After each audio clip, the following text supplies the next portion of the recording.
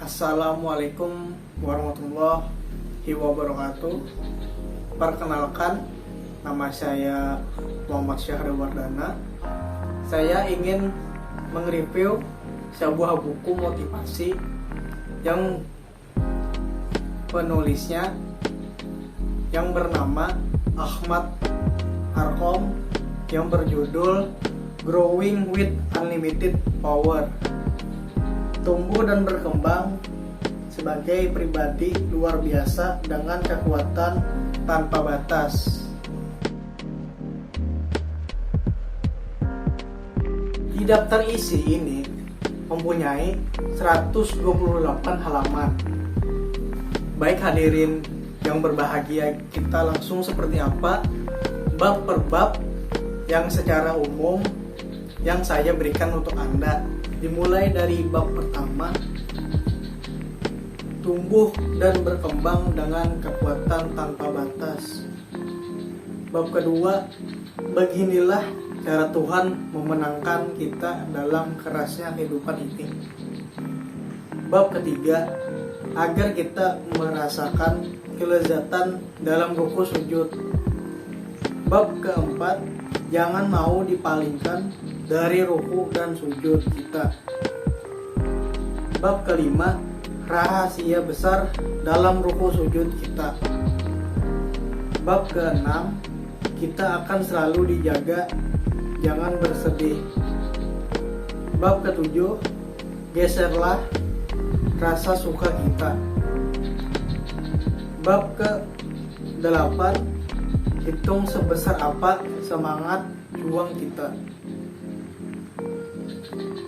Bab 9, agar cinta itu memberi kita kekuatan. Bab 10, lihat dan pelajarilah lebih jelas fakta ini. Bab ke-11, teruslah bangun keunggulan diri. Bab ke-13, kebutuhan harian dalam berjuang mewujudkan cita-cita besar hidup. Bab ke-14, inilah dunia yang kita hadapi sekarang. Bab ke-15, jangan sampai sumber daya kita terkuras tanpa terasa dan sia-sia. Bab 16, raih dan bawalah terang bersama hidup kita. Bab 17, 5 alasan mengapa kita harus tumbuh sebagai manusia kuat. Bab 18, jangan lemah, carilah apapun yang membuat kita kuat sebagai hamba Tuhan. Bab 19, mengatasi pembunuh kemajuan. Bab 20, bom waktu yang mematikan adalah kemalasan. Bab 21, cermin adalah sahabat kehidupan yang jujur. Bab ke-22, saat sendiri sepi pun kita selalu akan menemukan kekuatan dan kebahagiaan hidup. Bab ke-23, ketika kita letih luar biasa dan kembali ingin kuat. Bab ke-24, kemenangan kecil harian. Bab ke-25, hakikat kemenangan yang kita inginkan.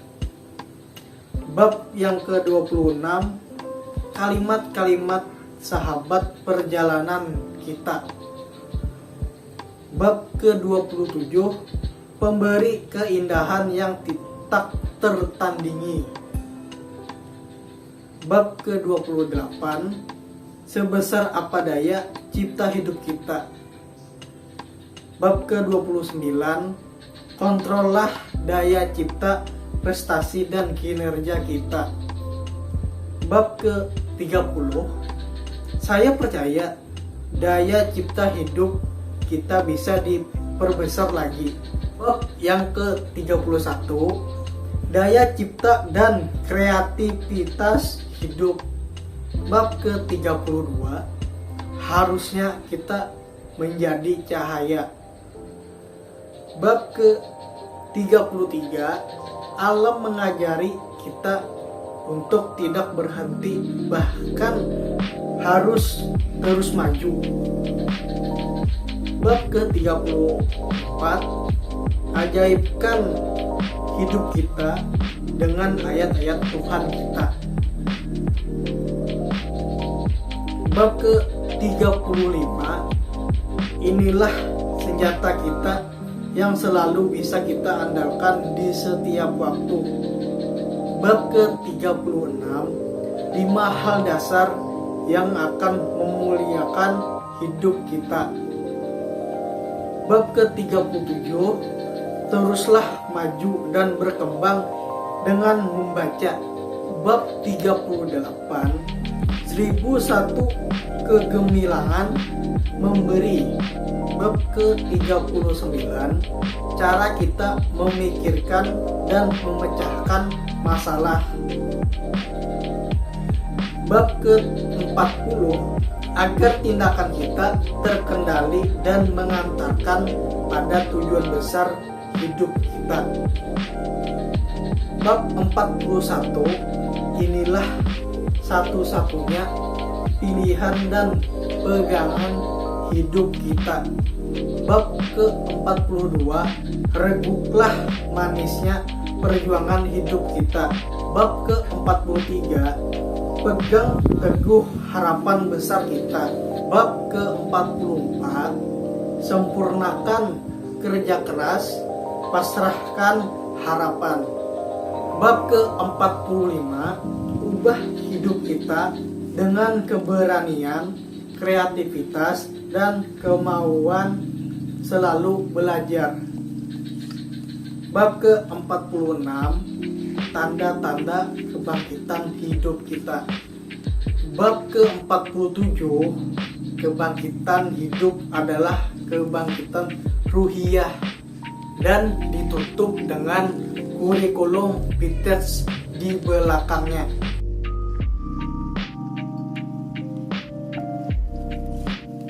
Adapun poin-poin penting di buku ini adalah, sebagai apapun kita selalu saja kita membutuhkan kekuatan penggerak untuk tumbuh, berkembang, bekerja, dan berjuang. Kekuatan itu kita harapkan bisa memperbesar motivasi kita yang tiba-tiba melemah. Kekuatan itu akan kita daya gunakan agar dapat melipat gandakan kembali kesabaran, kegigihan, dan daya tahan kita yang sering berkurang saat fase perjuangan hidup kita mulai menanjak. Dunia yang sedang kita hadapi sekarang adalah dunia yang menyediakan begitu banyak kemudahan dan kecepatan. Kemudian dan kecepatan mengakses informasi apa yang saja yang kita maui, yang kita sukai, dan yang tidak kita sukai. Daya jangkau pikiran kita terbatas, tetapi jika kita bimbing akal kita dengan ayat-ayat Tuhan kita, maka cakrawala berpikir kita menjadi luas. Daya sentuh perasaan kita mungkin saja tumpul dan lemah, tetapi jika kita perhalus perasaan kita dengan asahan ayat-ayat Tuhan kita, maka semakin pekalah dan tajamlah rasa kita. Orang-orang yang beragama seperti kita benar-benar sangat membutuhkan itu semua agar bisa melahirkan terobosan-terobosan baru demi semakin memperluas daya jangkau tersebarnya kebaikan dan kebenaran agama ini.